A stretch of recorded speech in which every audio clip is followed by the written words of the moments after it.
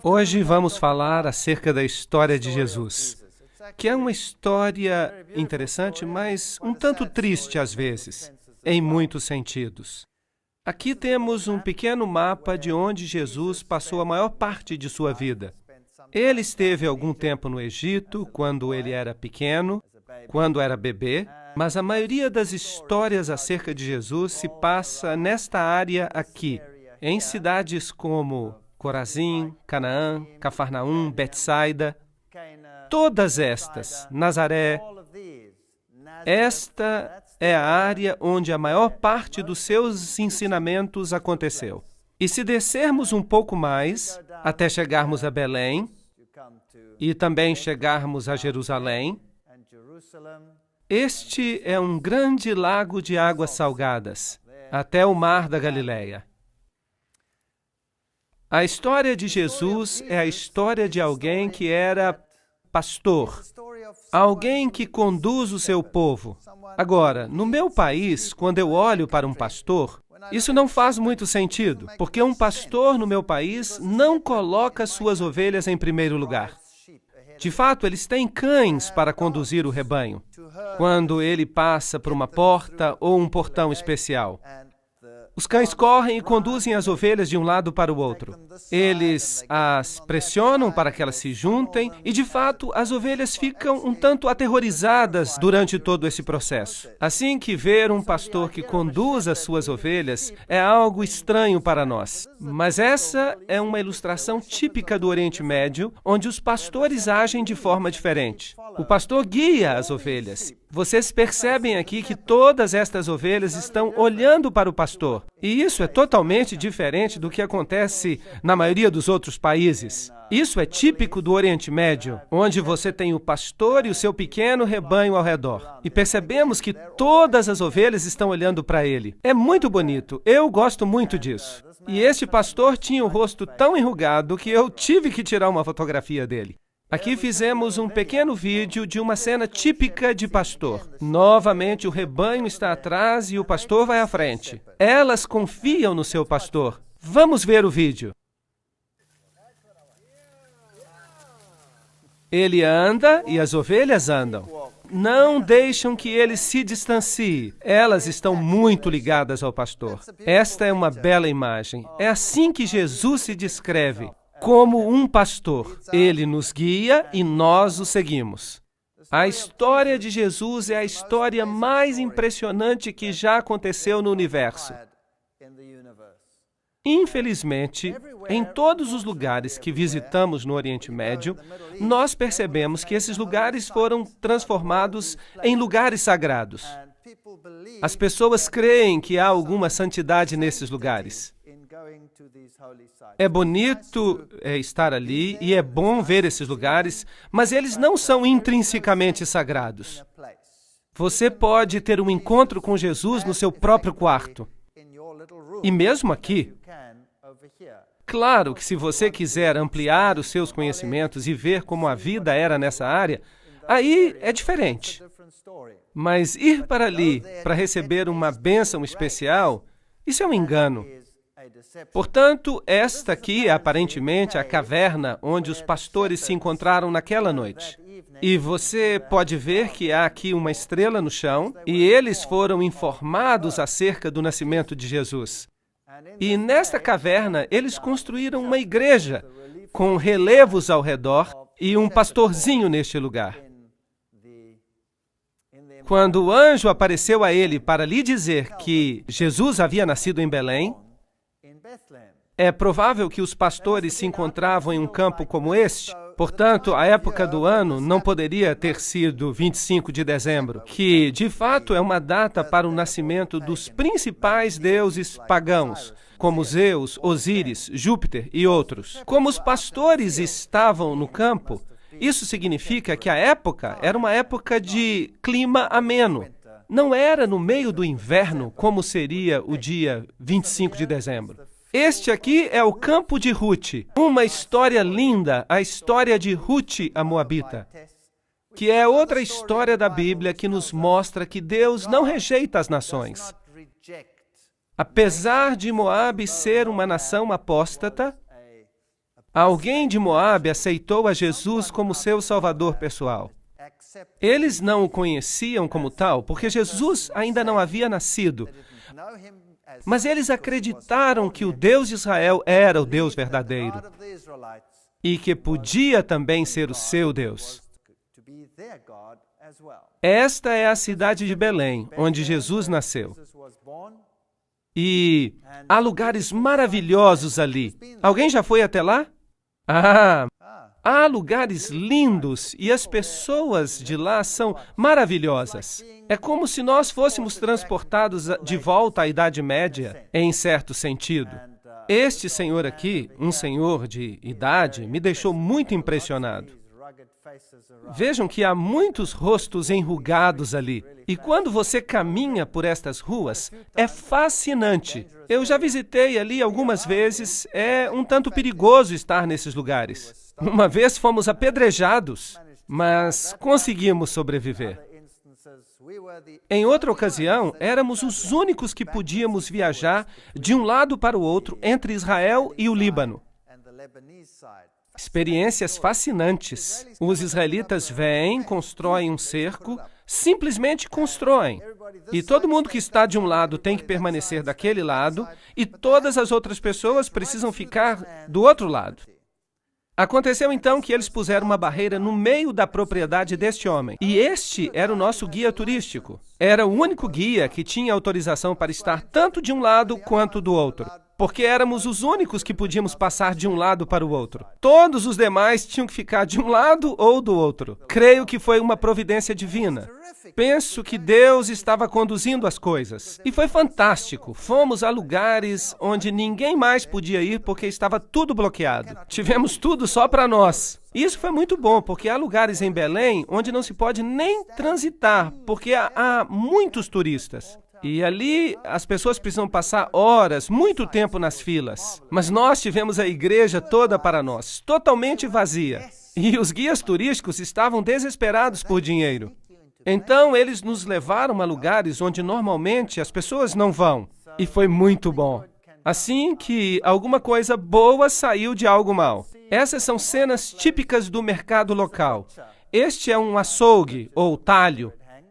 Se você quiser comprar carne, este é o lugar onde você precisará ir. E há um zumbido enorme ao redor. Mas eu não acho que seja uma boa ideia comprar carne. Este homem tentou me vender o seu frango. Ele insistia para que eu lhe comprasse o frango. Assim que ele ficou atrás de nós, insistindo. E eu disse que não estava interessado, mas ele não me largava. Então, eu tive que pechinchar com ele, porque ele pechinchava comigo. Ele insistia e não me deixava e ficava correndo atrás de mim e insistia que eu comprasse o frango. E eu então disse, eu vou pechinchar com ele por esse frango. E ele foi baixando, até que ele ficou muito chateado. E então eu negociei um pouco mais e finalmente ele disse, muito chateado, que eu levasse o frango de graça. Eu disse então, eu sou vegetariano. E ele ficou me olhando totalmente incrédulo. Ele não conseguia acreditar que isso era possível. Mas depois riu e nós nos tornamos então bons amigos. Esta é uma padaria típica e devo dizer que ao olhar o pão não parece muito quente, não é? Bem, de qualquer forma, pão é pão e se assa no forno. E ele parece bom. Mas as mulheres não podem entrar aqui, porque eles não permitem que as mulheres frequentem um ambiente inadequado onde se assa pão. Experimente dizer isso, Bazanca, lá atrás. Eu não creio que ela estaria muito de acordo. E, no entanto, esta é a famosa Igreja da Natividade, onde, segundo eles, Jesus nasceu. Nós nunca poderemos ter certeza que foram mesmo esses lugares. Alguns talvez estejam corretos. E talvez este seja mesmo o lugar onde Jesus nasceu. Pois, é claro, estes lugares foram escolhidos muito cedo na história, e este, em particular, pela mãe de Constantino. E foi ela que descobriu que este lugar é o lugar. E por isso eles construíram aqui esta igreja, que era naturalmente uma igreja bizantina, o que significa que era ortodoxa, e por isso há uma tremenda desavença neste lugar, porque tanto os ortodoxos quanto os católicos reclamam este lugar para si. Essa desavença não foi resolvida até que surgiu o movimento ecumênico. E agora esta igreja é partilhada por ortodoxos e católicos romanos. Eles partilham até as suas missas. Agora, você pode chegar até este lugar, mas para entrar, você tem que passar por esta porta, que é bem baixa. Então você precisa se abaixar para mostrar um sinal de respeito e humildade. Por isso, você tem quase que rastejar através dela. E você pode perceber que a igreja está quase totalmente vazia. Quando eu estive ali, mas antes ela estava cheíssima. E o piso é, na verdade, um piso falso. O piso original está por baixo. E ele tem um mosaico original da época de Constantino. Esta é uma igreja muito antiga. E, com certeza, como local sagrado, ela está cheia de mitologias e histórias que provavelmente nunca aconteceram. Mas para mim era interessante, porque os raios do sol que entravam nesta igreja lhe davam um aspecto muito interessante. E ali por cima, deste lado, existem ali alguns buracos. Vocês podem ver. Que buracos seriam estes? Há uma lenda que diz que Maria apareceu na igreja um dia e que ela fez o sinal da cruz com seus dedos e foi até a pilastra e fez estes buracos. E aqui estão o que dizem ser os dedos de Maria quando ela fez esses buracos, os furos. E as pessoas dizem que se você colocar os seus dedos nesses buracos, você vai receber uma bênção especial. E quando eu olhei para esses buracos, eu percebi que as arestas estavam bastante gastas. Eu acho que fizeram um péssimo trabalho ali. Se realmente fossem sinais divinos, ali as marcas seriam muito nítidas. Esse é o tipo de histórias que atrai as pessoas, e as pessoas ficam assombradas, e vocês também ficariam surpresos, porque as pessoas formam filas só para colocar os dedos ali. E as pessoas realmente creem que receberão uma bênção especial de Maria se colocarem os dedos ali. Agora, com certeza, a igreja anteriormente havia sido mais baixa. Eu lhes falei a respeito do piso inferior, que estava coberto por tábuas e que era consideravelmente mais baixo do que o piso atual. Dessa forma, se você quer ir até o local original onde dizem que Jesus nasceu, você tem que descer esses degraus e chegar até o sepulcro. E foi aparentemente neste ponto em que ele esteve, ali, neste mesmo lugar. Portanto, ainda nos dias de hoje, se você colocar a mão ali, você pode receber uma absolvição da Igreja Católica Romana. Isso significa que todos os seus pecados serão perdoados. E, de fato, você pode ter os seus pecados perdoados com 90 dias de antecedência. Então, se você está planejando fazer uma grande festa, é bom então ir ali e colocar a mão, sabendo que agora, por 3 meses, você pode fazer o que quiser. Muita farra. Isso é interessante. E por isso, nenhuma pergunta lhe será feita e você não vai receber nenhum castigo do céu. Agora, nós estivemos ali numa ocasião em que não havia ninguém, o que era surpreendente. Portanto, quando nós chegamos ali, na verdade, ninguém deveria estar ali. E essas pessoas ficaram muito surpresas, porque elas estavam ocupadas com seus rituais normais, e parece que interrompemos este ritual. E eles não ficaram nada felizes. Mas eu estava com uma máquina fotográfica e tirei uma foto. E vocês deveriam ter visto as fisionomias dessas pessoas. Eu vou mostrar uma foto que tiramos agora mesmo. E esta é uma missa ortodoxa na parte mais baixa, na parte subterrânea desta igreja, onde normalmente nós não deveríamos estar. Aqui estavam, e estavam vestidos com capuz negro. Até parecem membros da Ku Klux Klan, como monges. Os monges são monges ortodoxos, fazendo a sua missa particular. E aqui vemos o que aconteceu, algo que os deixou bastante irritados.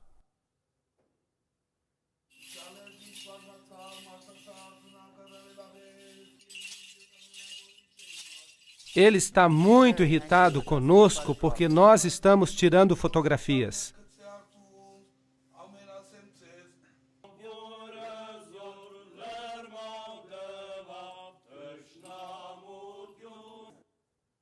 Agora, este outro homem ali, se ele nos pudesse matar com o olhar, nós já estaríamos mortos. Ele não parece nada amistoso. Bem, este é o tipo de ritual que acontece. Eu não sei que tipo de missa, mas é interessante. Depois, quando os ortodoxos saem, entram os católicos romanos e fazem a sua cerimônia. Aqui está um grupo de peregrinos, já num contexto católico romano. Aqui está uma senhora, e havia 3 cruzes diante dela, e o seu rosto está coberto. E dizem que é um bom lugar para ir se você quiser ser purificado de qualquer pecado, seja qual pecado for. Fora da igreja, eles têm uma estátua de Jerônimo, traduzindo as escrituras, e há um crânio lá embaixo. Isto parece um pouco de ocultismo, com certeza. A questão da morte e dos ciclos da vida e da morte. E quanto mais nós descemos, mais perto nós chegamos do porão da igreja, que é uma gruta. É ali que dizem que Maria realmente deu à luz. Mas você também pode notar esses arcos triplos, que são um símbolo do paganismo. E se este foi um lugar pagão, eu não posso dizer. Mas ali há também crânios que as pessoas dizem que são os crânios dos bebês que Herodes matou. Eu, particularmente, não creio que sejam. Mas isso é o que se diz. E é por isso que eu fotografei o que eu via. Em uma certa ocasião, uma bomba explodiu no lugar onde eu havia estado poucos minutos antes. Então, é um lugar muito perigoso. Vejam outra gruta. E nessa gruta também há um santuário dedicado a Maria. Porque dizem que neste lugar é onde Maria amamentou o seu bebê. E eu não sei explicar as diferenças, mas a gruta onde Maria deu à luz é uma, e o lugar onde José esperava por ela dar à luz é outro. Tudo isso é muito interessante. E quando você chega a este lugar, ele é chamado de Santuário do Leito. E você chega ali e há uma outra igreja, uma igreja construída numa caverna. Um símbolo pagão. E nas paredes nós percebemos estas manchas brancas que são certificadas por Roma, com o certificado do Papa, do papado, que é o leite que Maria esguichou contra as paredes. Sim, isto é muito grave. Quando ela estava amamentando a Jesus. Então, o guia que estava ali conosco, ele estava muito animado falando destes assuntos. E você pode receber uma unção especial com um certificado do Vaticano, dizendo que aquele de fato é o leite de Maria. Então, eu disse ao guia, você sabe, eu estive nas outras cavernas e há também manchas brancas similares nas outras paredes. Parecem que são depósitos de carbonato por causa da chuva. E ele me disse que sim. Nas outras cavernas, tudo bem, mas não nesta. Porque esta é a famosa Gruta do Leite. E se você continuar descendo, você chega até essas subcavernas. E ali você pode ver um ícone tríplice em cada uma delas. Isto é, de fato, uma lenda pagã. E quando Maria chega, ela toma o lugar de Ísis. Ísis era considerada a rainha da fertilidade. Afinal de contas, ela conseguiu dar à luz Horus, mesmo depois que seu marido morreu. Ela o reconstruiu. E aqui, se as pessoas tivessem problemas de fertilidade, elas podiam orar a Ísis, e isso resolveria os seus problemas de fertilidade. Se tivessem problemas para amamentar, então elas deveriam orar a Ísis, e logo depois o leite fluía. Isso é uma espécie de paganismo antigo, ressuscitado no cristianismo moderno nestes lugares. Jesus, é claro, sobreviveu ao massacre de Herodes. E a família desceu para o Egito. Portanto, a Bíblia nos diz que eles passaram algum tempo no Egito, tempo suficiente para o rapaz amadurecer, segundo o costume de Israel.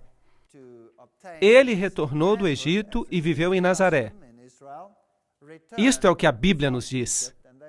Agora, se você for ao Egito, este é o lugar para o qual as pessoas pensam que a família santa veio. E ali também eles têm algumas imagens. Novamente, a Igreja Ortodoxa tem aqui alguns lugares que ela considera sagrados. E aqui está a história de José descendo com sua família para o Egito. E uma das igrejas mais famosas por aqui é a Igreja do Patriarcado Cópita, um mosteiro, a Igreja da Virgem Maria em Adawa, no Egito. E é uma igreja muito famosa. Há poucos anos, e eu me esqueci exatamente quantos anos faz, no fim dos anos 90 por aí, Maria teria aparecido. Teria havido aparições da Virgem neste lugar. E o mundo muçulmano ficou louco com isso. Com certeza não poderia ser Maria, porque a Bíblia não permite isso. No entanto, essas aparições aconteceram no patriarcado. E aqui você pode ver algumas das imagens, alguns dos símbolos da igreja. E isso aconteceu exatamente no domingo de Ramos, quando estávamos ali. Por isso, o patriarca está aqui com estas folhas de palmeira.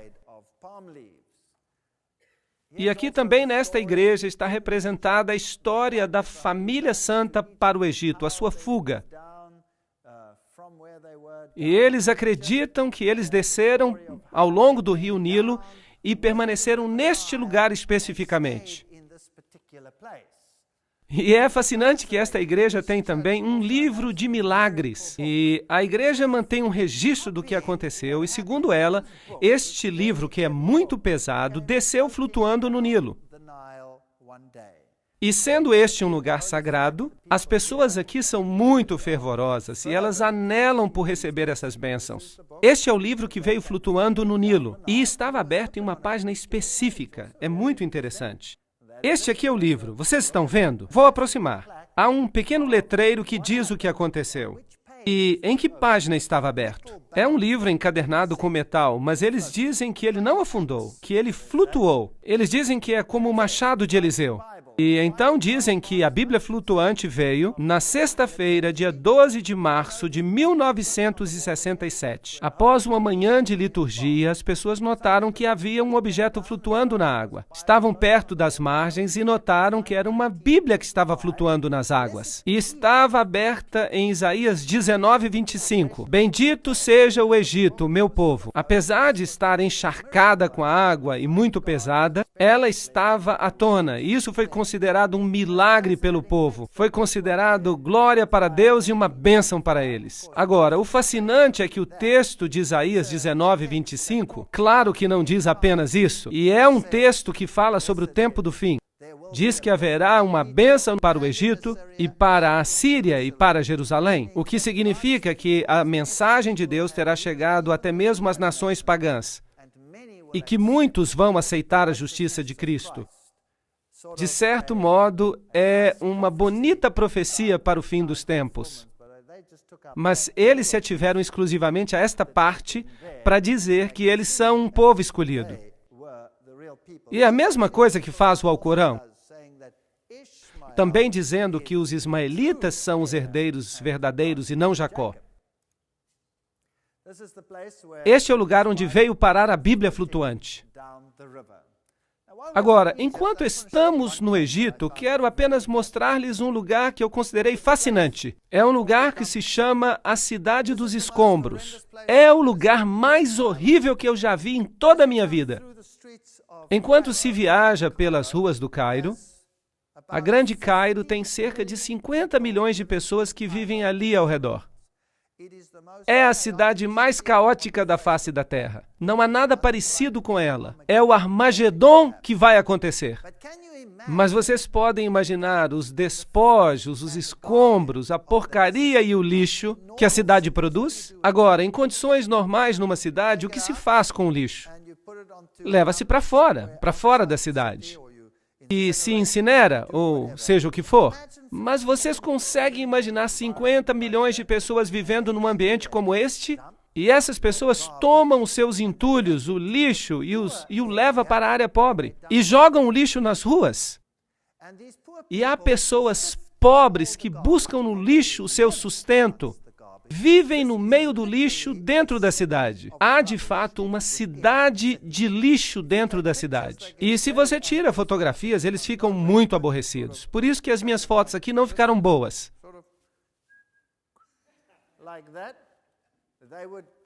Eles literalmente me matariam se me vissem tirar uma foto. Por isso tivemos que fazer assim, e é surpreendente que toda esta cidade, quando se cruza a cidade dos escombros, há um portal, e quando se passa este portal, de repente estamos num lugar completamente diferente. É espantoso. Esta aqui é quando se entra na cidade dos escombros, e esta é a forma como as pessoas vivem ali. Não dá nem para imaginar. O meu coração realmente ficou condoído. Que estão lugares cheios de lixo. Eles vivem aí. Este é o seu lar. E eles vivem no meio do lixo. Sua casa é de lixo. Aqui dá para ver os caminhões de lixo entrando, há centenas. Há um engarrafamento inacreditável. É tudo lixo e o cheiro é insuportável. Nós atravessamos toda a cidade, mas eu não toquei em nada. E ainda assim, eu tive uma inflamação na gengiva. E todo o resto da nossa equipe teve diarreia. Só de passar por este lugar, que é um lugar incrível. Os germes que existem ali são assassinos. As pessoas precisam ter um sistema imunológico de primeira qualidade. Aqui dá para ver os engarrafamentos, bem como o lixo e a porcaria por toda parte. As imagens não são muito boas. Estão um pouco tremidas porque eu tinha que tirá-las de forma discreta. Aqui está um burro levando uma carga de lixo para despejar na cidade. E aqui há alguém tomando chá no meio do lixo, como se pode ver. E aqui está um lixo que foi selecionado. Provavelmente ele vale alguma coisa. As crianças caminham no meio do lixo. Vocês podem acreditar, é algo horrível. Eu queria tirar essas crianças daí, colocando-as num ambiente limpo. É chocante. As lojas, aqui está o lixo e aqui está a loja. E quando se passa por este portal, de repente você chega a um mundo diferente. Simplesmente, assim, é maravilhosamente limpo. E aí está uma pequena igreja ortodoxa, esculpida na rocha, e tudo ao redor é feito de rocha sólida. Esta pequena igreja ortodoxa é inacreditável. É a igreja do Santo Bola.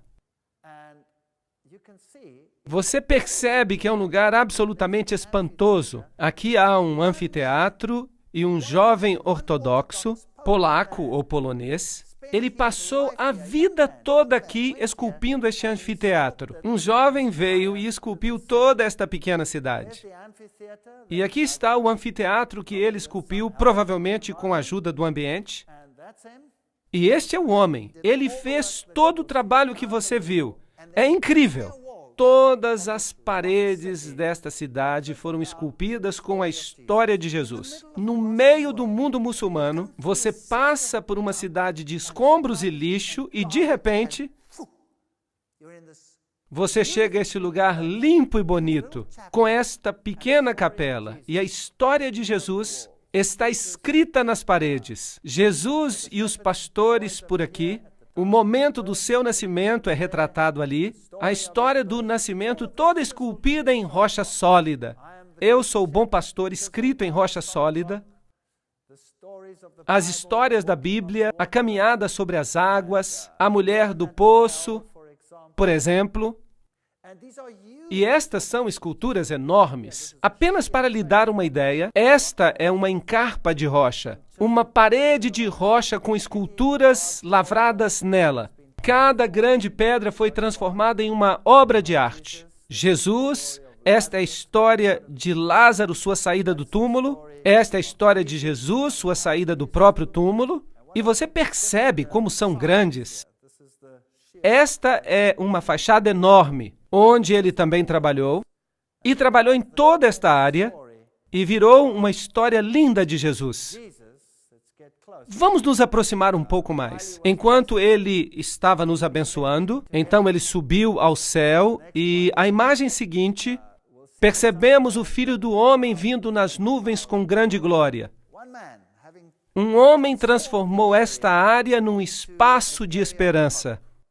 Fiquei muito impressionado e é isso mesmo que o mundo é. Você passa por este mundo que é representado pela cidade de escombros, e enquanto você passa pelos escombros, a única esperança que você pode ter é chegar do outro lado, e a única esperança para chegar ao outro lado é a história de Jesus. Vou ver o Filho do Homem vindo nas nuvens com poder e grande glória, e então não haverá mais cidades de escombros. A história de Jesus é provavelmente a história mais angustiante que já foi contada. Sei que muitos filmes já foram feitos, e mesmo este último filme que foi feito não pode sequer delinear aquilo que Jesus passou. Quando eu voltei a Jerusalém, Jerusalém é hoje uma cidade totalmente diferente. É uma cidade de peregrinações. Milhares de pessoas peregrinam até ali. Aqui está um grupo de freiras fazendo uma peregrinação atrás da cruz, e as pessoas estão cheias de uma espécie de euforia. Elas experimentam a euforia de estar nesses lugares.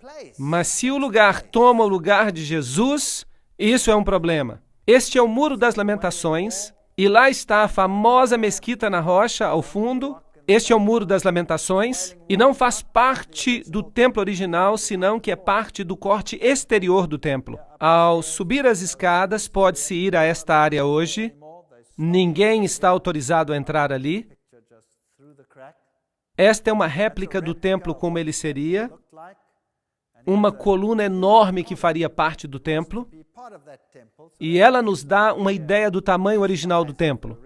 Ela nunca foi utilizada porque havia uma rachadura nela. E esta é provavelmente uma réplica do menorá no tamanho normal. Esta aqui fizeram no caso de restaurarem o templo. Então, os judeus estão aqui no Muro das Lamentações, e você pode notar que estas cartas presas aqui no muro, esses papéis, as pessoas têm que vir, e elas vêm e escrevem pequenas cartas com os seus sonhos, e em seguida os depositam ali. Aqui temos um vídeo curto.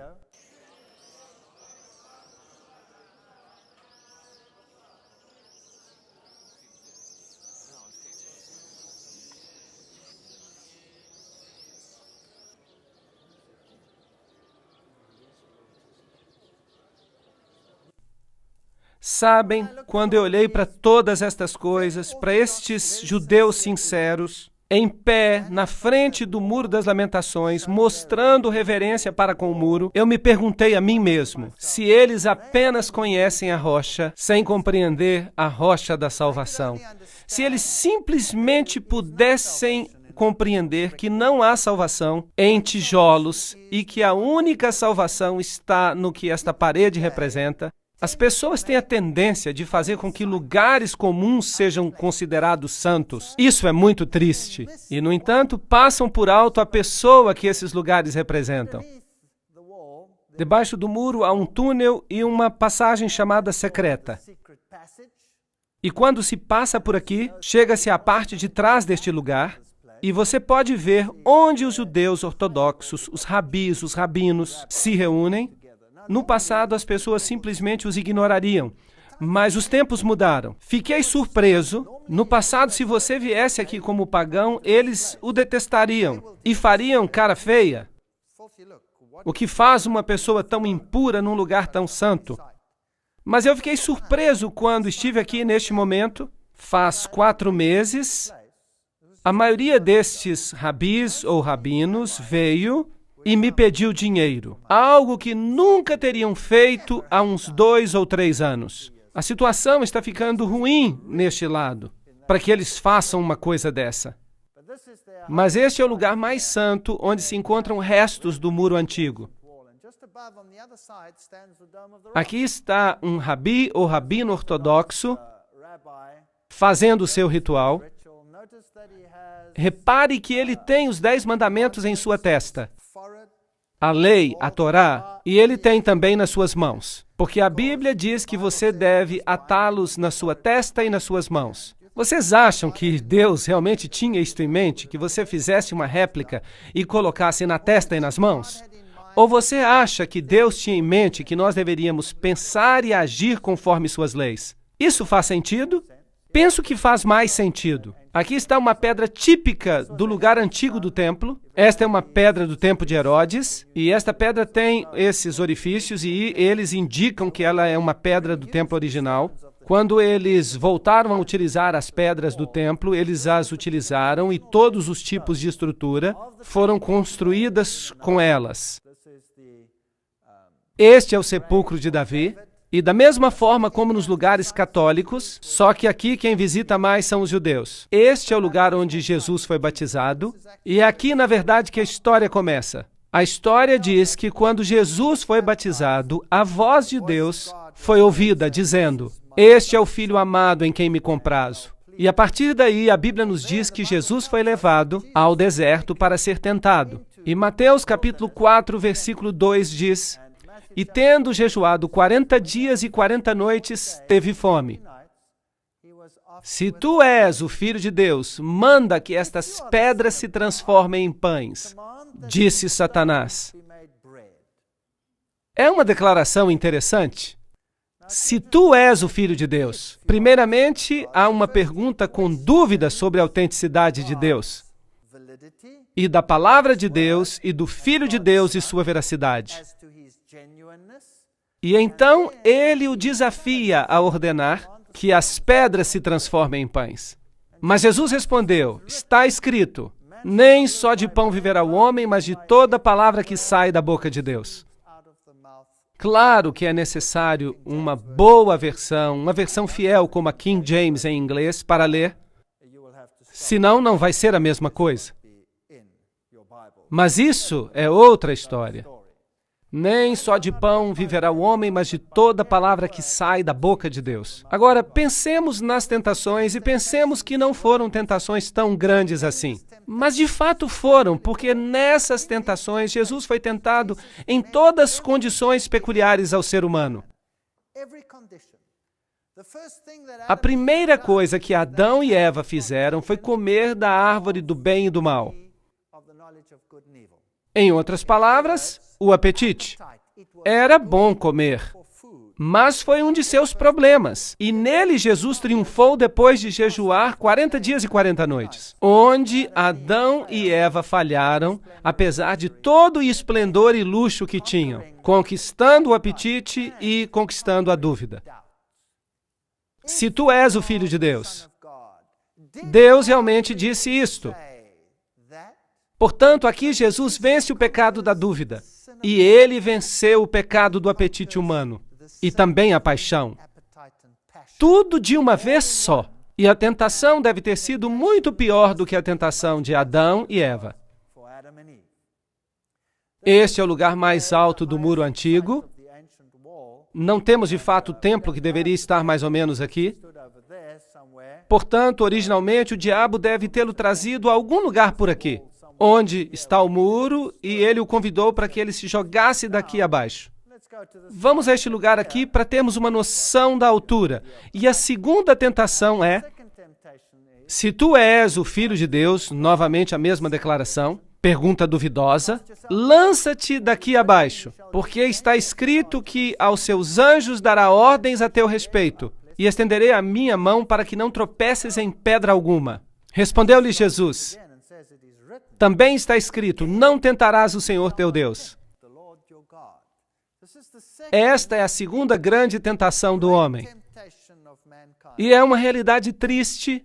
Se escutamos as conferências anteriores, vamos compreender que este é o pecado que a maior parte da humanidade está cometendo. O pecado da presunção. Imaginem duas pessoas que estão tentando resolver uma crise que acontece do outro lado da estrada. E uma dessas pessoas atravessa e diz: eu sou filho de Deus e Deus vai me proteger.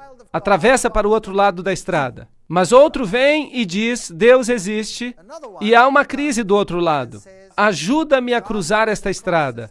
E ele corre para o outro lado da estrada. Os dois, pelos padrões externos, são absolutamente idênticos. Mas a diferença é que um age com presunção e o outro age com fé. Percebem como as duas coisas estão de fato muito próximas? Na cristandade moderna, no cristianismo moderno, A maioria das religiões está praticando a religião da presunção, a religião baseada na força, mas a fé é algo diferente. E Jesus poderia ter se atirado dali abaixo, porque isso é o que diz a Bíblia, mas está escrito: não se deve ser atrevido ou presunçoso. Na terceira tentação, o diabo transportou até um monte muito alto e lhe mostrou os reinos do mundo e a glória deles e disse: tudo isso te darei se prostrado me adorares. Agora, as pessoas dizem que certamente Jesus sabia que ele era Deus e queria ganhar essas coisas. Então, como é que Jesus poderia fazer isso? Mas isso não foi apenas uma pergunta simples que estamos vendo aqui, mas Satanás tinha Jesus completamente só e disse: vou te dar tudo, sem você ter que morrer, se pura e simplesmente você se ajoelhar. É claro que o pecado que tinha que ser vencido aqui é o pecado do amor ao mundo. Creio que a maioria das pessoas vai se perder por causa desta tentação em particular. Vai-te, Satanás, porque está escrito: só ao teu Deus adorarás e a ele servirás. O amor ao mundo não vai nos levar a lugar algum. Portanto, nessas três tentações, Jesus basicamente vence, por parte do homem, a maior parte das tentações que nós temos que encarar, de uma forma ou de outra. E em seguida, evidentemente, ele segue para o Mar da Galileia. E no caminho ali existe esta vila pitoresca e ela é chamada Mahalula. E esta é a única vila que se encontra no mundo inteiro onde se fala a língua aramaica. Ora, este é o idioma que Jesus falava e é muito bonito ir ali. É um lugar limpo e agradável, ortodoxo, em sua maior parte ortodoxo ou muçulmano. E eles falam aramaico. E as poucas crianças que moram ali também falam aramaico. Elas são muito rigorosas com o aramaico e soa muito bem, é agradável escutar. Ali estão alguns ortodoxos realizando um ritual neste lugar e nós lhes perguntamos se eles podiam orar o Pai Nosso, para que pudéssemos ouvir como era a língua de Jesus. E eu vou partilhar isso com vocês.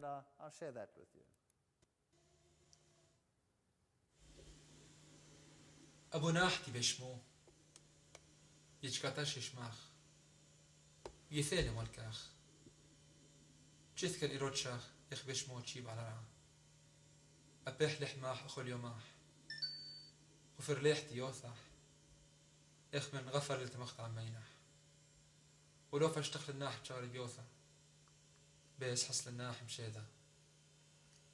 E este foi o Pai Nosso em aramaico. O Mar da Galileia, um lugar maravilhoso. Este é supostamente um dos lugares, porque não é o único, um dos lugares onde as bodas de Caná podem ter ocorrido.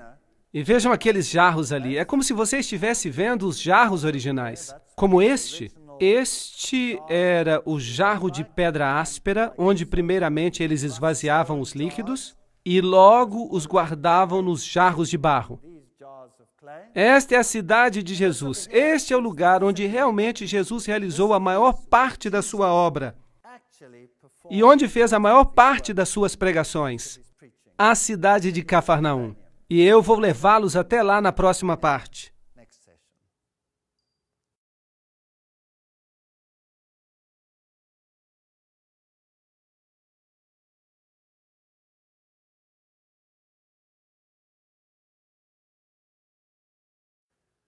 Vamos até a cidade de Cafarnaum, que é conhecida como a cidade de Jesus. Este aqui é um lugar muito famoso. Quando você olha, não parece nada especial, mas em cima disto há um edifício construído. Você pode ver as pilastras de concreto ao cimento e o piso. Esta era a casa de Pedro. Pedro viveu aqui, era a sua casa. E Jesus deve ter se hospedado muitas vezes nesta casa. Se é realmente a casa de Pedro ou não, não podemos ter certeza. Mas a Igreja Católica afirma que esta era a casa de Pedro. E se você quer ver o que foi construído em cima, aqui está uma estrutura enorme de concreto ou cimento que permanece sobre as pilastras da casa de Pedro. E diz ali Beato Pedro Apóstolo. Este é o lugar onde Pedro viveu. Pedro, naturalmente, significa rocha pequena, pequena pedra, e Roma construiu a sua igreja sobre esta pedra. E ali está uma estátua de Pedro, do lado de fora, com um peixe do seu lado, e esta é a estátua gigante de Pedro. É enorme. Esta é uma história fascinante, porque Simão era também o nome de Simão o Mago, e Simão o Mago, de acordo com Aleph Levi, se tornou em Petra. Pedro, que se tornou a base de todo este sistema. E, em outras palavras, ele se tornou uma espécie de sumo sacerdote. O sumo sacerdote dos imperadores romanos. Se eles estão aqui honrando a Pedro, o apóstolo, é muito duvidoso. Talvez eles estejam honrando mesmo a Simão, o feiticeiro, o bruxo, o ocultista. Mas a igreja construiu esse edifício enorme sobre a casa de Pedro. E ao pé da estátua você pode ver símbolos de peixes e todas estas coisas, e eles dizem que este é Pedro, o apóstolo. Um pouco mais longe, à distância, há uma sinagoga. Portanto, aqui há um enorme edifício de cimento ou concreto, com esta enorme estátua de Pedro, e quando atravessamos a estrada, há uma sinagoga remanescente, provavelmente a sinagoga onde Jesus mais ensinou. E há ali uma placa enferrujada que diz, século I, a sinagoga branca, a sinagoga de Jesus. Sabem, se eu fosse construir um edifício cristão grande, não seria no lugar onde Jesus passou a maior parte do seu tempo. Porque construíram numa casa, que provavelmente é a casa de Pedro, não se tem certeza, talvez seja, porque as Escrituras dizem que quando eles saíram da sinagoga, foram até a casa de Pedro, e esta casa está em frente, é possível, mas talvez seja a casa do lado, quem sabe, mas é possível. Agora, esta é a sinagoga onde Jesus realmente ensinou. Aqui está uma outra pequena vila, assim que Cafarnaum era uma cidade e a outra era Corazim. E depois, então, temos o que resta de Corazim, não é muito. Algumas ruínas estão ali. Essas são as cidades que Jesus amaldiçoou. E Jesus disse que os milagres que tinham sido feitos nelas, se eles fossem feitos em Sodoma e Gomorra, e em Sidom, essas cidades teriam aceitado a mensagem. Mas vocês tiveram uma grande oportunidade. Jesus caminhou por essas cidades e não aceitaram. Aqui há um famoso lugar santo. Este é o lugar das bem-aventuranças. E quando se entra ali, é melhor estar devidamente vestido. Esta é a igreja das bem-aventuranças, um lugar muito famoso. E o Papa João Paulo II esteve ali 2 vezes. E aqui temos um conclave. E este é o campo. Este é o campo onde provavelmente Jesus pregou o seu primeiro sermão. Este é um sermão impressionante. Este é o sermão mais complicado, mais sublime que um dia a humanidade ouviu pregar. E a maioria das pessoas hoje menciona este sermão equivocadamente, em extremos terríveis. As bem-aventuranças, Mateus 5, 3 a 10. Jesus começou dizendo, bem-aventurados os pobres. A palavra para bem-aventurado é makarios, que se refere a uma bênção celestial. Uma bênção que só pode vir de uma fonte divina. Que bênção enorme! E a palavra para pobre, em grego, é pitokos, que se refere a uma pobreza absoluta. Nada mais do que uma pobreza absoluta. Nem 2 moedas sequer. E ele começa o seu sermão, e os judeus estão sentados ali há centenas, à espera de que ele se anuncie como Messias. Que diga, eu sou o Messias. Vocês são o povo escolhido de Deus. E eu vim para livrar vocês do jugo romano. Vocês se levantarão e serão os maiores no reino dos céus. Era isso que eles esperavam.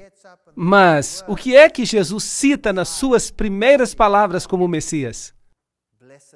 Bem-aventurados os pobres. Existem várias palavras para pobre no grego. Mas ele usou uma que descreve uma extrema pobreza. Em vez de grandeza e riqueza e maravilhas, qualquer objetivo ao qual quisessem se aplicar deve ser o de pobres de espírito, porque deles é o reino dos céus. E a segunda bem-aventurança foi: bem-aventurados os que choram. Eles queriam alegrar-se, eles não queriam chorar. E a palavra para chorar, e há diversas palavras para chorar em grego, mas a palavra grega, penteo, significa chorar com absoluta tristeza. Como, por exemplo, a tristeza que você poderia ter ao perder um filho único. Esse é o tipo de dor. Bem-aventurados os que choram com este tipo de dor, porque eles serão consolados. Bem-aventurados os mansos, porque herdarão a terra. Esta é uma mansidão de humildade, que não é possível descrever em palavras humanas.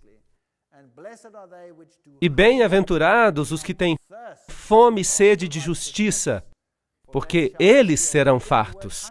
E, novamente, a palavra fome é o tipo de fome que alguém sente depois de vaguear no deserto por dias e dias sem comida ou água. Este é o tipo de fome e o tipo de sede. O que Jesus está fazendo aqui? Ele estava tentando chocar o seu público. Estava tentando dizer algo diferente do que eles esperavam. O que ele estava querendo fazer aqui era lhes mostrar o caminho cristão. E é isso que ele está explicando. Ele está dizendo: bem-aventurados são os pobres de espírito, porque deles é o reino dos céus. Em outras palavras, aqueles que percebem a sua fraqueza, aqueles que percebem que não têm nada a oferecer, venham a Jesus sem nada para oferecer. Eu não posso dizer: Senhor, eu tenho aqui um dinheirinho, eu posso comprar o meu caminho para o céu. Eu não tenho nada. Estou em pobreza absoluta. Não tenho nada a oferecer. Só uma vida manchada pelo pecado. Isso é tudo que eu tenho. Assim, eu preciso chegar ao ponto em que eu perceba a consciência de que sou pobre e não tenho nada a oferecer. Então, o próximo passo é abençoar os que choram, porque eles serão consolados. Não tenho apenas que perceber que não há nada que eu possa fazer como um indivíduo contaminado pelo pecado, mas devo experimentar a tristeza. Por quê? Pelo pecado. Devo experimentar uma tristeza pelo pecado e eu preciso olhar para o Filho de Deus. Devo sentir a tristeza, devo sentir o arrependimento e devo dizer: Senhor, perdoa-me. Lamento pelo que fiz.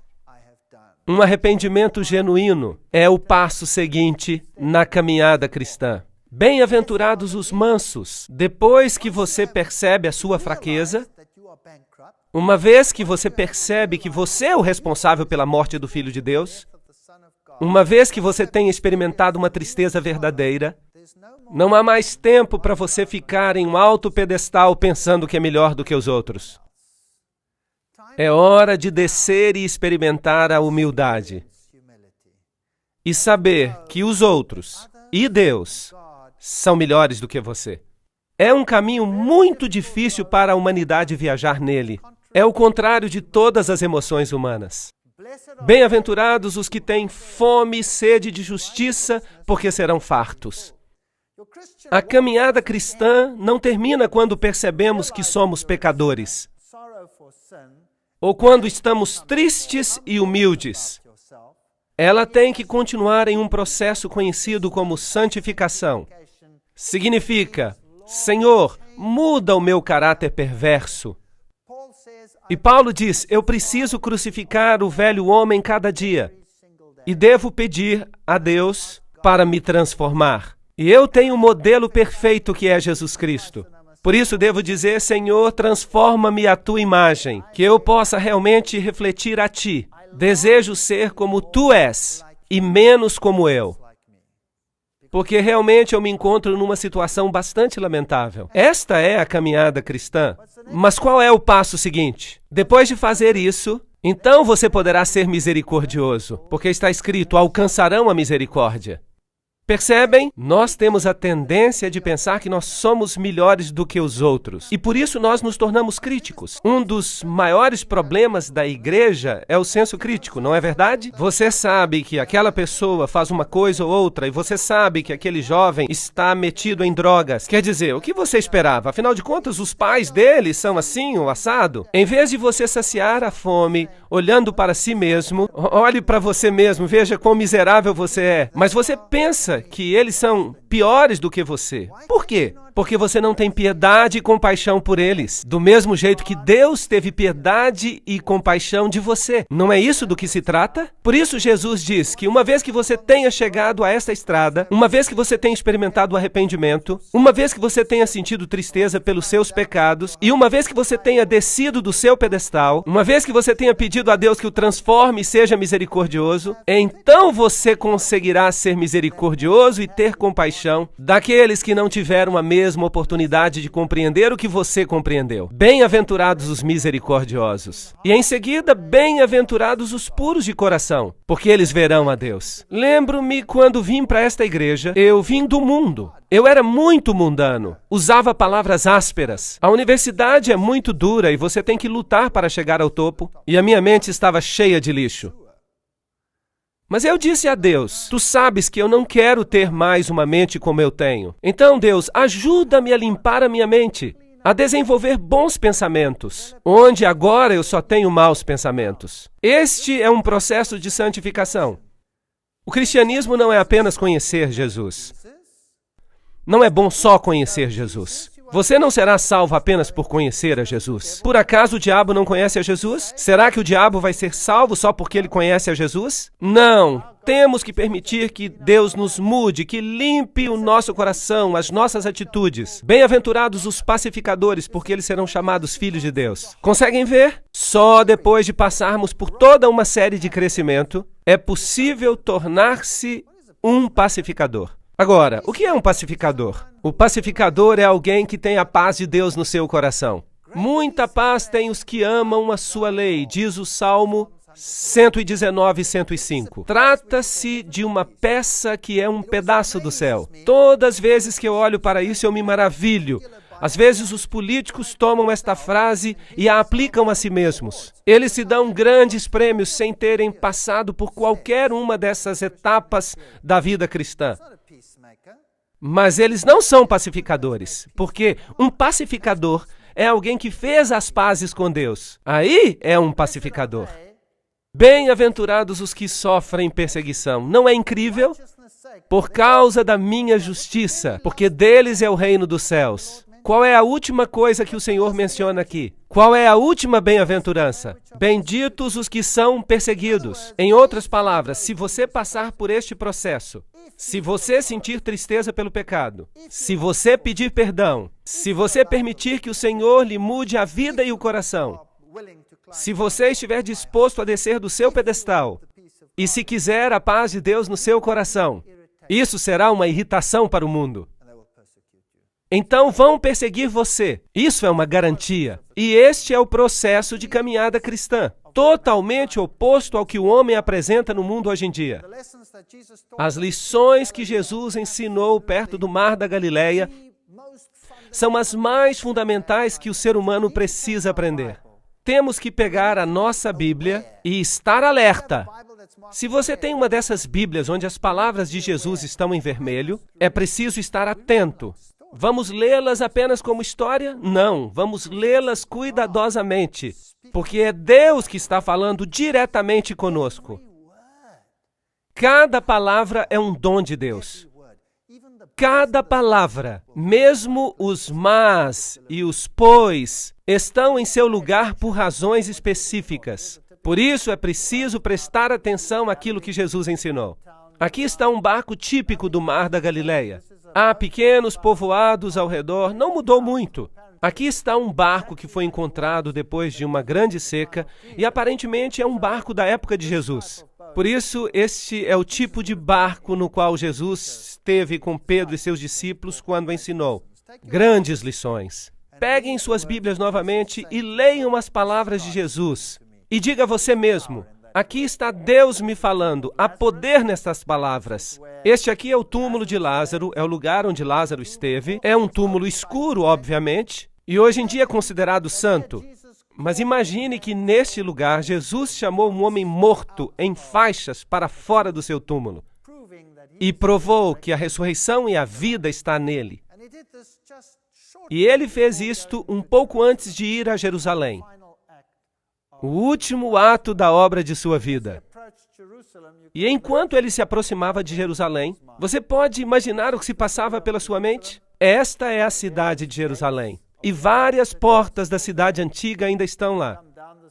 Quando você desce esta colina, percebe aqui construída a Capela das Lágrimas. Foi construída com uma gota de lágrimas. E quando você entra na Capela das Lágrimas, ela tem esta pequena luz no topo. E há a figura de uma galinha, com a representação de uma mãe galinha que reúne os seus pintinhos. Porque Jesus disse, Jerusalém, Jerusalém, quantas vezes eu quis ajuntar os teus filhos, como a galinha ajunta os seus pintos debaixo das asas. Mas tu não quiseste. São palavras famosas de Jesus. Jerusalém, Jerusalém, que matas os profetas e apedrejam os que lhes são enviados. Quantas vezes eu quis te ajuntar como a galinha ajunta os seus pintos debaixo das asas, mas tu não quiseste. Nada mudou, o mundo continua a ser exatamente o mesmo. Este é o lugar onde ficava o templo antigamente, mas hoje há aqui a Mesquita da Rocha. Há um interessante detalhe arquitetônico aqui. Este é o portão de Damasco. E os arqueólogos querem nos fazer crer que a parede não está mais no mesmo lugar onde ela estava nos tempos antigos. Mas isto é muito significativo, porque os católicos romanos, eles têm no interior das muralhas o Gólgota. Mas a Bíblia diz que Jesus foi crucificado onde? Do lado de fora das muralhas. Agora, isto é muito significativo. Onde Jesus foi crucificado? No Gólgota católico ou fora da cidade? Agora, aqui há uma porta no topo e o que aconteceu aqui foi que um tubo se arrebentou e os judeus tiveram que escavar para escoar a água. E à medida que eles escavavam, eles foram descobrindo esta porta, que é a porta de Damasco. E você pode perceber que ela está justamente abaixo, em frente da nova porta. Portanto, é óbvio que o muro deve ter sido feito no mesmo lugar, certo? Portanto, isto é muito interessante. O muro está no mesmo lugar. E quando você entra neste lugar, esta é a porta de Damasco. E estas devem ser as pedras por onde Jesus andou e também onde Paulo caminhou. Portanto, se você caminha aqui, você está caminhando exatamente no lugar onde Jesus caminhou. E esta é a porta de Ulda. São portas fascinantes. Portas do Sul, conhecidas como Portas de Ulda, que praticamente não existiam até recentemente. Foram construídas no período do Segundo Templo. Ou seja, no primeiro século. Eu não gosto muito de usar AEC antes da Era Comum. Até o primeiro século CE, ou seja, Era Comum. Em português dizemos antes de Cristo e depois de Cristo. Depois de Cristo, essas portas forneciam acesso ao interior do templo. E as portas de Ulda foram usadas muitas vezes por Jesus. Elas ainda estão fechadas hoje, elas fazem parte do novo muro e da nova construção, de modo que Jesus não deve ter caminhado por estas escadas. Aqui está um homem muito interessante, uma ilustração bonita. Ele estava com o seu burro e eu pensei que seria uma boa imagem, então tirei uma foto. Foi um grande erro que eu cometi. Este homenzinho pulou nas minhas costas e me sacudiu como se eu fosse um pano velho, na esperança de que alguma coisa caísse dos meus bolsos. E eu acabei recompensando-o pelos seus esforços. E então veio o meu amigo e pensou que isso daria uma boa foto. E eu fiquei do lado rindo, enquanto ele tirava a foto, e o homem fez exatamente a mesma coisa. E começou a lhe dar golpes nas costas. E ele o sacudia como se fosse um pano velho. E o meu amigo então me perguntou, por que você não me disse isso? E eu disse, é que eu estava querendo ver o show, e por isso eu não pude avisar. Isso aqui é o que se vende nas ruas de Jerusalém. Este é um vendedor de alfarrobas. Ele tem uma grande jarra nas costas com o suco de alfarrobas, e quando você se aproxima, então você pode tomar um copo deste sumo ou suco. Este é um setor judeu muito diferente. Aqui está um moinho velho, com crianças pequenas, judias. Há muitos conflitos neste país. Esta é a velha cidade de Davi, que foi o lugar onde eles cerraram Isaías em 2. Será que você consegue imaginar isso? Alguém sendo cerrado vivo? Que povo cruel! E esta é a igreja ou construção que fizeram em cima do grande cenáculo, onde houve a última ceia, como se diz. E este aqui é o Getsemane. Agora, se você quiser ir ao Getsemane, você tem que escolher qual deles, porque há dois. Este aqui é o Getsemane ortodoxo, e está construída esta enorme igreja ortodoxa nele.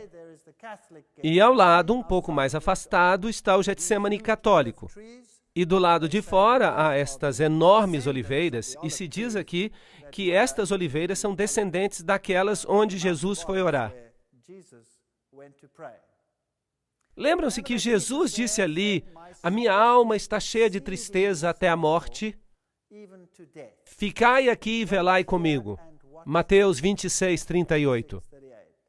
Pai, se queres, passe de mim este cálice, mas que se faça a tua vontade, não a minha. E apareceu-lhe um outro anjo do céu que o fortalecia, e entrando em agonia, orava mais intensamente, e o seu suor se tornou em gotas de sangue. Grandes gotas que corriam até o chão. Lucas 43, 44. Há muitas críticas hoje ao filme A Paixão de Cristo. O título do filme não é muito agradável para mim, mas, no entanto, retrata o sofrimento de Jesus, sem ser bíblico. De fato, não conseguiram representar devidamente o sofrimento de Jesus. Eu não vi o filme, mas eu mesmo tenho lido bastante sobre isso e eu posso lhes dizer que Jesus sofreu tremendamente. E a história bíblica é um tanto dispersa. Precisamos juntar as peças para compor a história e realmente entender o que aconteceu com ele.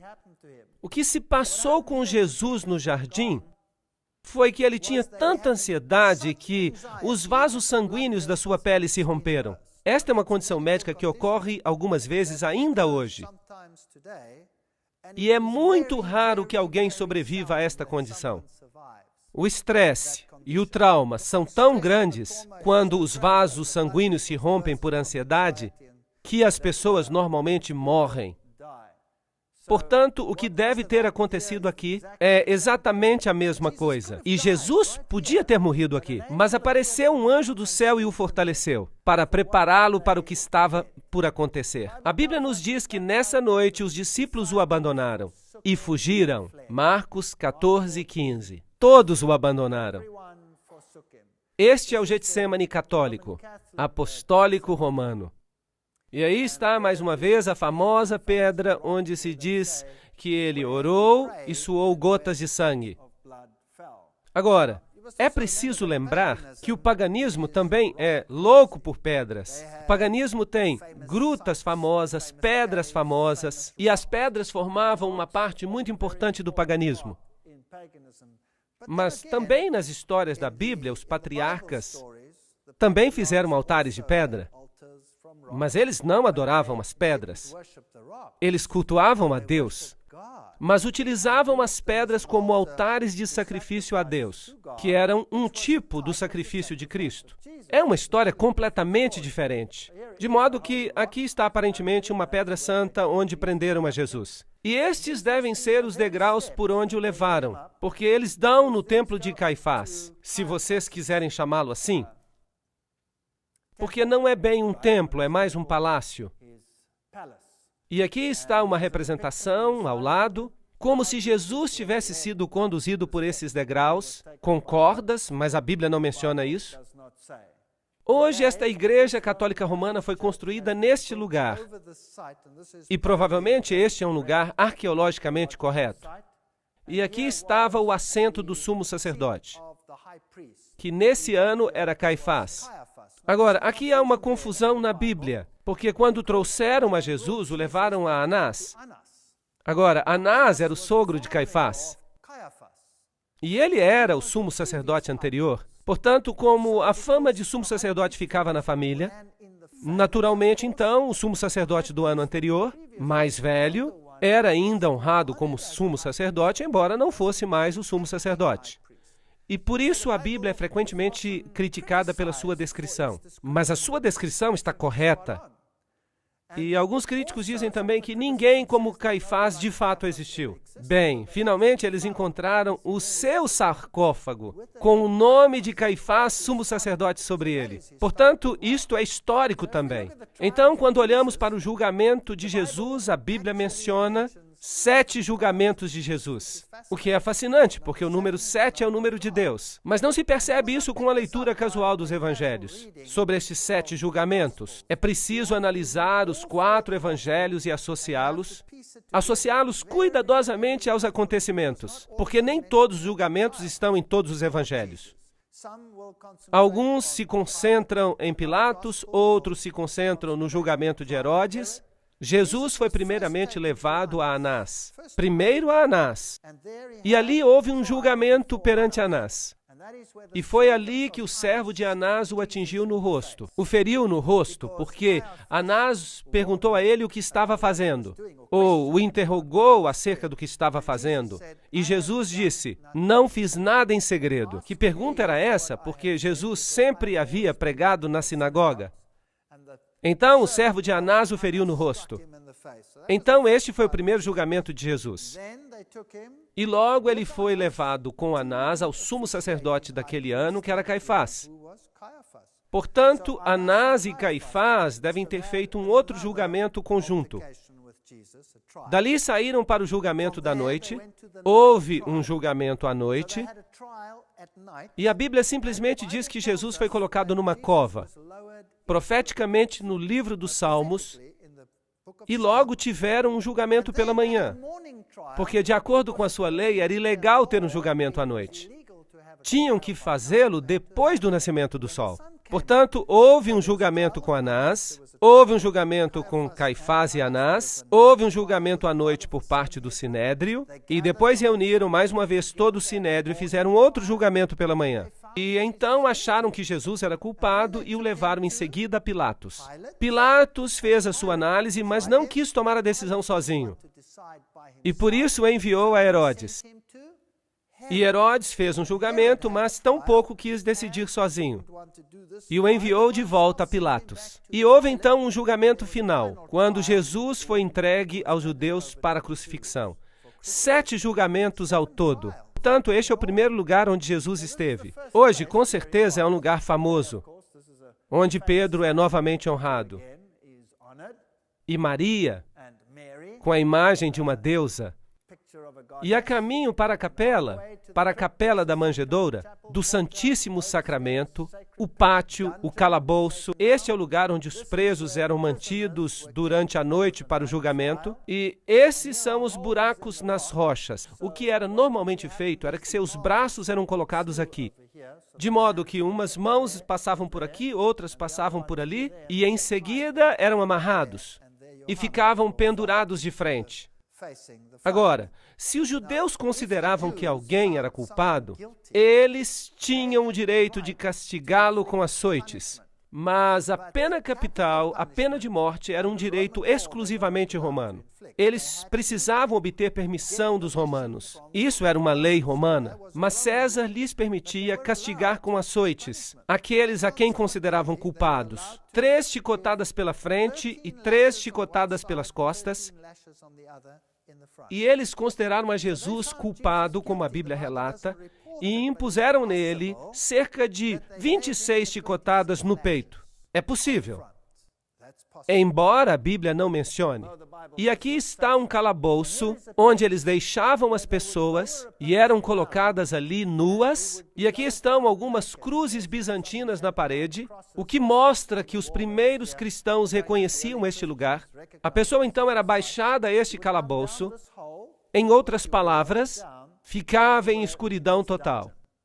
Um salmo diz, e me baixaram a um poço. Portanto, isso é o que deve ter acontecido com Jesus, enquanto ele esperava ali, durante toda a noite pelo julgamento da manhã, até ser convocado. Hoje você pode entrar nesse poço. Você pode observá-lo. Ali, após o julgamento da manhã, ele foi levado a Pilatos, e dali foi colocado nesta prisão enquanto aguardava o julgamento. Posto aqui embaixo, e depois foi julgado e considerado inocente por Pilatos. Pilatos se recusava a sentenciá-lo à morte. Por isso, o enviou a Herodes. Escarneceram dele, lhe deram uma capa. A Bíblia diz que eles arrancaram a sua barba, batiam-lhe no rosto e mandavam-no profetizar quem é que estava batendo nele. Ele foi muito maltratado nesta ocasião. Este é o lugar onde exatamente Pilatos o condenou. Aqui ainda se podem ver os jogos romanos no chão, e foi neste ponto que Pilatos disse as famosas palavras, Ecce homo, eis o homem. E ali estava ele com a coroa de espinhos na cabeça, ele já havia sido espancado. A Bíblia diz que no primeiro julgamento de Pilatos, ele havia mandado espancá-lo para conquistar a simpatia dos judeus. Algo muito covarde. Agora, os açoites romanos eram constituídos de 40 chicotadas menos uma. Então, eram amarrados numa pilastra e lhe davam 40 chicotadas menos uma. E o chicote que eles usavam tinham inúmeras cordas com pontas de metal e pedaços de pau. De fato, muitas pessoas que eram condenadas a esses açoites morriam ao ser açoitadas, somente por causa dos açoites, porque as chicotadas abriam rasgos na pele, rasgavam a carne da pessoa. E os registros dizem que, às vezes, as pessoas que recebiam os açoites tinham as suas entranhas expostas, ficando dependuradas neles. Assim que este era um castigo terrível. E, em seguida, há uma outra possibilidade de que ele tivesse sido açoitado 2 vezes. Porque quando ele foi considerado culpado no final e sentenciado à crucifixão, então era comum que se açoitassem a pessoa antes de crucificá-la. A Bíblia faz referência a isso, mas não explica se Jesus foi açoitado 2 vezes. Mas é possível que tenha acontecido. Os críticos também alegam que Pilatos não existiu. Aqui está uma inscrição que foi encontrada e ela diz categoricamente que Pilatos foi o procurador no tempo de Tibério.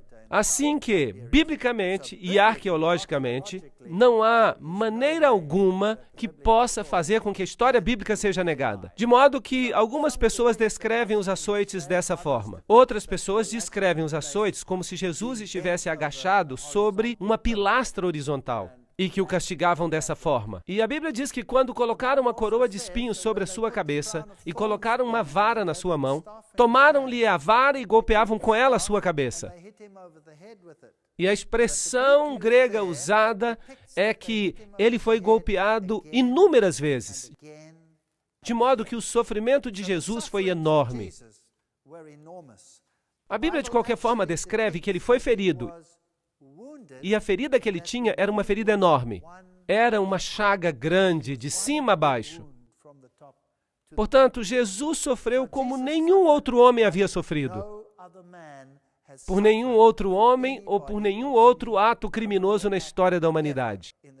E se Deus não houvesse enviado um anjo para fortalecê-lo, ele não teria conseguido. E foi por isso que, enquanto ele pendia na cruz, ele perdoou a todos aqueles que tinham se envolvido na execução da sentença. E por isso ele morreu tão rapidamente.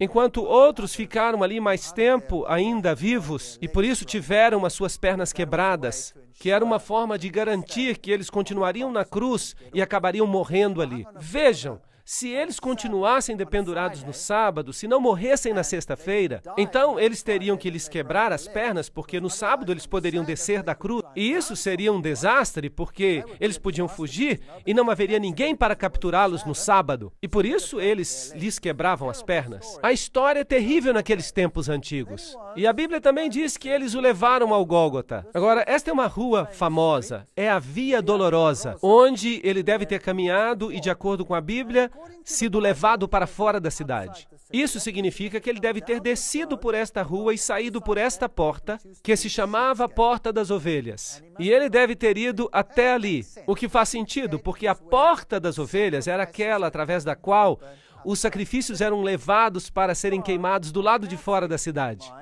Se você tem uma opinião católica, ele deve ter sido levado por essas escadas até o Gólgota. Mas eu vou lhes mostrar os 2 lugares. A Bíblia diz que ele carregava a sua cruz, mas ela caiu. Alguém então teve que ajudá-lo e tomar o seu lugar. Esta é a famosa Via Dolorosa. Ao subir, passamos por aqui, andamos por este túnel que é conhecido como túnel de Ezequias, onde tivemos uma experiência horrível, porque fomos apedrejados. E aqui está o famoso sepulcro católico, a famosa igreja que reivindica ser o Gólgota. Felizmente, para os católicos romanos, tudo parece apontar de fato para esta igreja. Tanto o lugar onde se situava a cruz, quanto o lugar onde está o sepulcro. Tudo numa igreja. É muito conveniente para os peregrinos. Do lado de cá há uma placa, há romãs, uvas. As romãs e as uvas, exatamente como você teria no tempo de Baal. Exatamente as mesmas. Muito interessante, pequenas anomalias pagãs neste lugar. Quando se chega ao Gólgota católico, você tem várias urnas de penduradas com sais sagrados. Você tem as famosas pedras novamente. Aqui está um homem beijando uma pedra. Aparentemente, esta é a pedra onde deixaram o corpo de Jesus depois de tirá-lo da cruz. Aqui está o famoso sepulcro onde se pode entrar. Aqui o lugar onde ele foi supostamente enterrado. E este é então um lugar sagrado. Se você entra ali, você então paga ao sacerdote e ele lhe dá uma bênção e você fica absolvido por um certo número de meses. É de fato um lugar muito pequeno e a Bíblia nos diz que havia uma pedra enorme que era rolada em frente do local, mas aqui é um lugar bem pequeno e é o local onde eles dizem que está o sepulcro, como se pode ver. Pode-se dar uma volta e se ter uma noção do tamanho. Percebem-se aqui as velas e é tudo muito pequeno, isso é tudo. Isso é tudo que há para ver. Se você subir as escadas da igreja, então você chega a um local onde as pessoas ficam muito reverentes. E aí estava o Gólgota. E eles têm todas essas estátuas de Jesus com Maria e as mulheres à volta e muitas outras, com ouro, prata e brilho. E há um lugar bem aqui onde dizem que se encontrava a cruz. Agora, há um outro Gólgota ortodoxo, e dentro da mesma igreja você pode escolher se você quer colocar o dinheiro num lugar ou no outro. Você pode escolher. E quando você entra nesse lugar, então você tem uma bênção especial. Algo que ninguém gostaria de perder. Por isso, eu e o meu amigo fomos ver o que era. E aqui está uma pedra que eles dizem ser a pedra do Gólgota. Logo ali na igreja, eles dizem que esta é a caveira. Portanto, este é o famoso Gólgota católico romano que recebe a maioria dos peregrinos do mundo. Se você sair pela Porta das Ovelhas, que hoje se chama Porta do Leão, mas no tempo antigo se chamava Porta das Ovelhas, se você sair, e lembre-se que o muro está provavelmente no mesmo lugar onde estava o muro antigo, segundo a arqueologia, então você tem um problema, porque este Gólgota católico está dentro da cidade. Mas a Bíblia diz que ele foi crucificado fora da cidade. A salvação é para todos. Não é só para uns poucos selecionados dentro da cidade. E assim, quando você sai, você vê esta pedra enorme, que ainda hoje tem o rosto de uma caveira nela, e em cima hoje há um cemitério muçulmano, e é chamado o lugar da caveira. De fato, isso era uma pedreira. Fascinante. Esta é a pedreira de onde Salomão havia cavado as pedras que ele usou no templo. Fascinante. Na verdade, todo este vale, e ele é parte de uma montanha que continua desde a direita até a esquerda, e que finalmente formou o monte onde estava o templo. E é provavelmente neste lugar onde Abraão provavelmente simulou um tipo de morte do Filho de Deus, através do sacrifício que ia fazer de Isaac. Mas Deus disse, você não tem que prover o seu filho, eu vou enviar o meu. E este é de fato o mesmo monte. Que fascinante! Assim que faria sentido que Jesus morresse no topo dessa colina. Deus é amor. Porque Deus amou o mundo de tal maneira que deu o seu Filho unigênito para que todo aquele que nele crê não pereça, mas tenha a vida eterna. João 3,16. Fora, bem próximo, na base da montanha, está uma tumba com um jardim.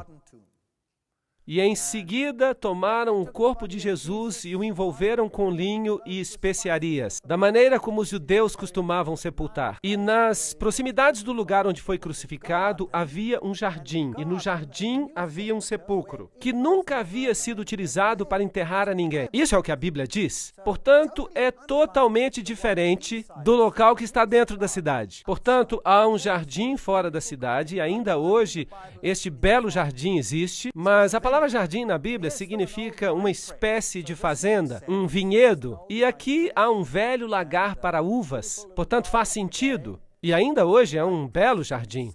E ali, após escavarem para a construção de uns edifícios, eles descobriram este lugar. E vejam, é interessante observar que aqui há algumas tumbas, e em frente aos túmulos há um pequeno muro, e fizeram um sulco, e colocaram uma pedra redonda para que pudessem rolar à frente da tumba. E se você olhar para baixo, também pode olhar para dentro da tumba, para o outro lado, e há uma tumba que foi um pouco escavada. Portanto, ela ainda não estava concluída. A Bíblia diz que a tumba não estava ainda acabada e que ninguém havia sido enterrado ali.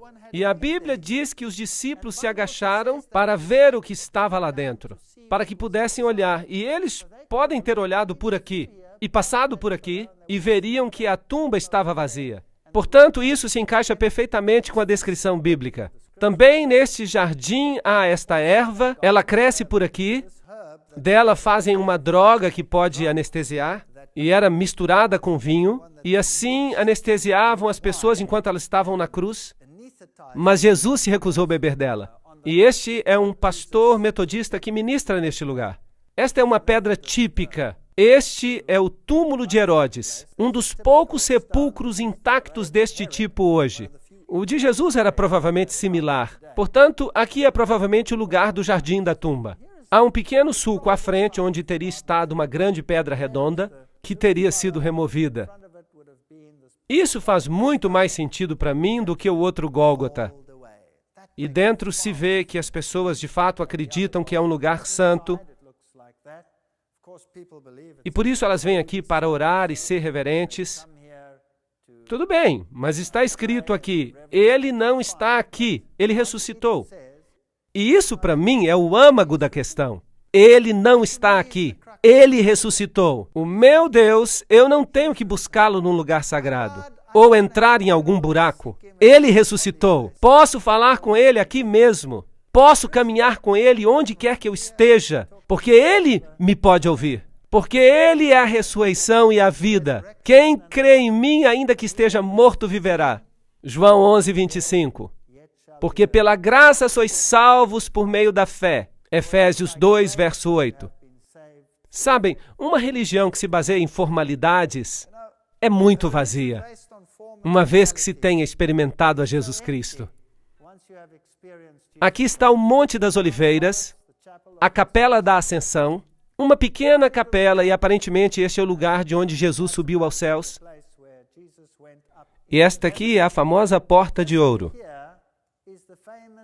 Ela está entijolada e bem lacrada, e do outro lado há uma escada que leva para o topo do monte, onde está a Mesquita da Rocha. E aqui estão as sepulturas dos homens mais ricos do mundo muçulmano. E eles acreditam que quando Jesus voltar, e ele virá para cá, e essas portas de ouro então irão se abrir. Bem, eles não acreditam que é Jesus, para eles é Enamadi, o Messias. Bem, então para os judeus é o Messias, para os cristãos é o retorno de Jesus, e então esta porta se abrirá. Então, de fato, todos aqueles que estiverem aqui, porque tiveram muito dinheiro para comprar estas tumbas particulares, eles então serão os primeiros a ser ressuscitados e eles serão os primeiros a entrar neste lugar. É conveniente, você acha que vai funcionar assim? Se eles tivessem estudado as bem-aventuranças, eles saberiam o que é necessário para ver Jesus. Temos que sentir tristeza pelos nossos pecados, temos que nos arrepender, temos que lamentar e temos que pedir a Jesus para nos mudar e temos que voltar à harmonia com Ele e com seus princípios. Então, nós não precisamos desta porta. Temos uma outra porta. E é uma porta que tem pérolas sobre ela, a porta de uma Jerusalém celestial construída por Deus. Eu não sei se haverá muitos na primeira ressurreição que vão estar aqui. Não quero julgar isso, porque só Deus pode julgar. Mas aqui estão todos esperando um reino terrestre. Eu não estou à espera de um reino terrestre. Eu estou à espera de uma Jerusalém celestial. Apesar desta Jerusalém aqui ser muito interessante. Esta é a Mesquita da Rocha. Este é o local onde o templo será reconstruído, e se você entrar, há uma pedra, que é onde Maomé subiu, mas o paganismo e a verdade, eles estão muito distantes um do outro. Esta é Jerusalém à noite e esta é a famosa Casa Queimada. Isto é, tudo o que restou dela. Em 70 depois de Cristo, os romanos vieram e destruíram Jerusalém e a incendiaram completamente. E este é um símbolo da destruição que virá sobre o mundo quando Deus retornar. Podemos fazer parte da Casa Queimada ou podemos nos tornar parte do reino de Deus. Essa escolha é nossa. E a única solução para isso é o Filho de Deus. Quem tem o Filho tem a vida. Quem não tem o Filho de Deus não tem a vida. Estas coisas que escrevi a vós, os que credes no nome do Filho de Deus, para que saibais que tendes a vida eterna. 1 João 5, 12 e 13. Portanto, essa escolha é nossa hoje. Podemos ficar entretidos com todas as coisas deste mundo, podemos visitar esses lugares importantes e torná-los mais importantes do que Deus, ou podemos desenvolver um relacionamento. Mas o preço é o eu. Vamos ter que abrir mão dele e pedir a Deus que nos dê o seu caráter. Um caráter que possa compreender, conviver e amar o próximo como a si mesmo, fazendo de Deus o supremo na sua vida, pois sem Ele nada podemos fazer. Amém.